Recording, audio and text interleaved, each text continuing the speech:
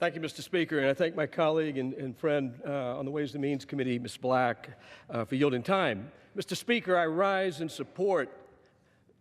strong support of House Concurrent Resolution 89, a resolution expressing the sense of Congress that a carbon tax would be detrimental to the United States economy. At a time when 80% of domestic energy consumption comes from natural gas, from oil, from coal, it is clearly counterproductive to make these necessary resources more expensive by imposing an indirect tax on these fuels. A carbon tax means higher utility bills for families, more expensive goods and services for consumers, decreased economic activity, and it'll really hurt job creation. We already heard about the dismal numbers last week that were released, 38,000 jobs, non-farm related jobs. Let me just be clear, when we were in the recession, one of the prime drivers economically that took us out of recession was the shale revolution, a real energy renaissance in this country. Mr. Speaker, this type of tax is not just a tax on carbon. It's a tax on working families. It's a tax on the American economy.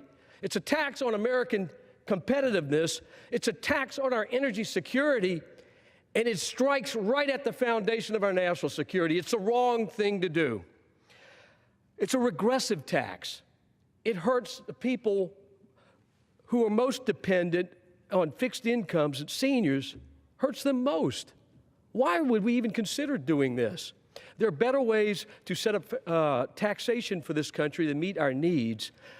I just don't understand why, other than the fact that there's a radical environmental agenda, to propose this type of tax, which would hurt manufacturing, American competitiveness. We can't do this. We need to grow this economy. We need growth around 3 to 4% minimum to create jobs, to let American business create value, to assert American leadership globally.